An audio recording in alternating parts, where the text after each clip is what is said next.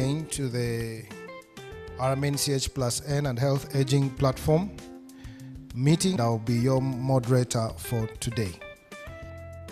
Allow me now, ladies and gentlemen, to welcome the chairperson.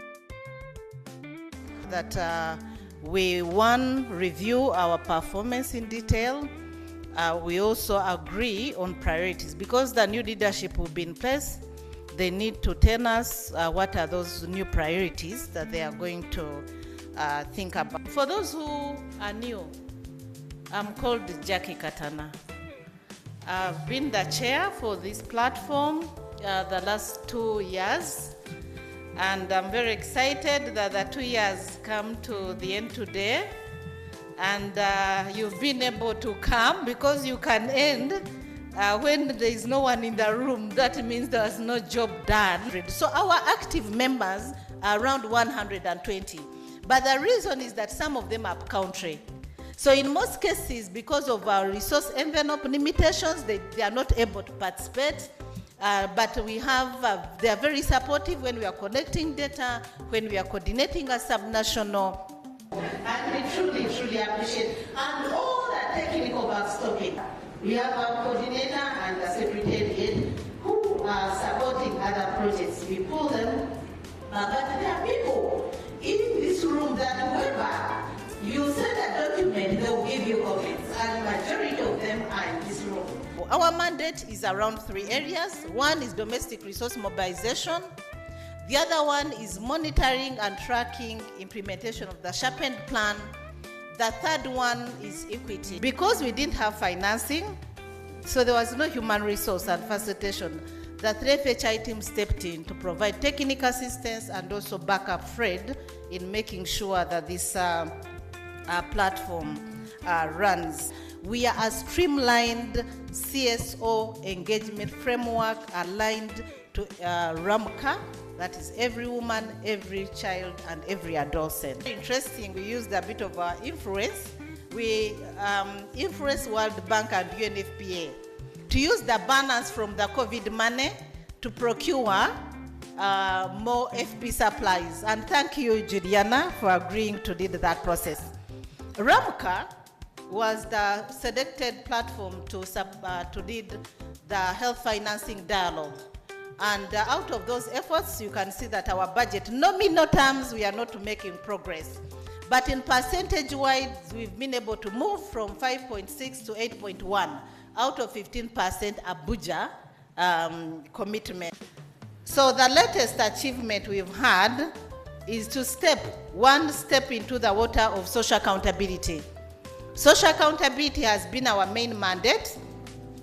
But we have never had enough resources. So we cried so hard, and the first step was by Dr. Grace and the Minister of Health, where they decided to allocate some little money from the balance of, again, COVID Ukraine project.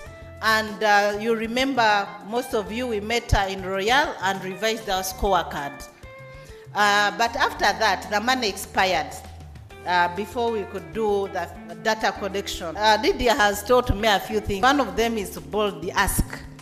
So I remember I found Dr. Mugai at Misty and said, Dr. Mugai, this exercise is not going to be done. And then Dr. Mugai asked me, so Jackie, what do we do? I said, partners. Look for partners. This exercise must be done. And Dr. Mugai went to WHO. The WHO supported the exercise. We had initially planned to reach 56 districts because we used the Ministry of Health dashboard on poor performing districts according to different indicators. But WHO said they start with 8. And 8 has been done to be disseminated. But with those very many words, and once again I appreciate all our colleagues online, allow me to say thank you. It's been a smooth journey. One of them is this outgoing leadership for CSO's RMNCAH+ was special in engaging the Minister of Health. Those were her words. We liked the growing collaboration with the CSO's RMNCAH on advancing the agenda for maternal and newborn health, and we share all the successes that we've had over the years with this team because they've been part of this success story. Now, I have summarized what the PS told me.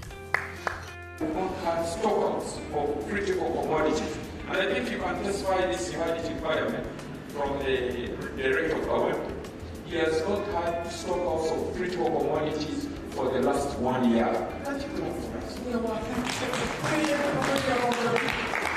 This was unprecedented. You come here and discuss stockouts. Now you have nothing to discuss on stockouts. The supplies are available. If you know any facility where they're telling you the supplies are finished, please reach out to me. I will ask them how did they order. It's in the space of RMNCAH and the changing in the landscape is that while we want to talk about reproductive health, we can't separate from the other health issues that are happening out there. The ministry is championing integration, so I'm hoping that we are all taking integration seriously.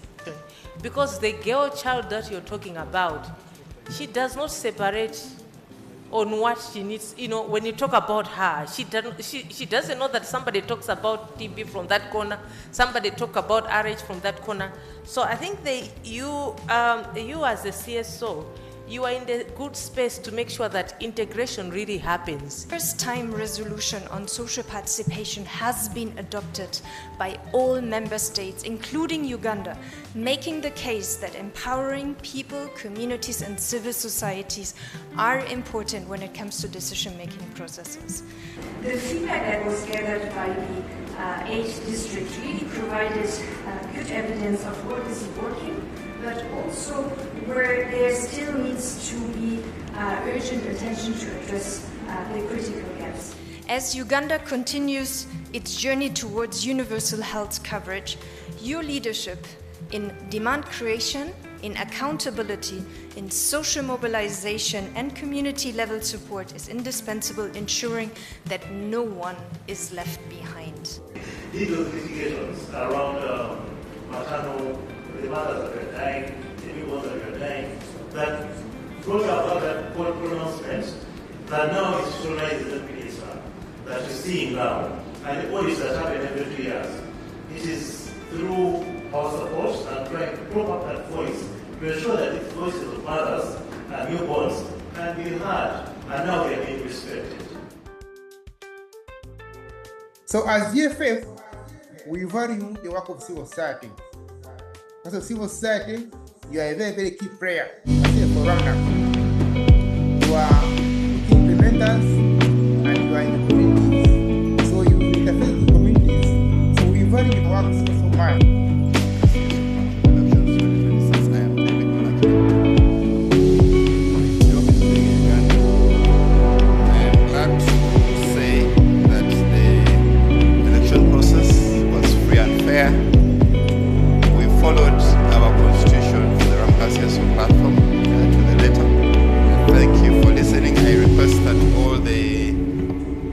Chairperson-elect, brilliant, Chairperson-elect, all the elects, please come forward for recognition at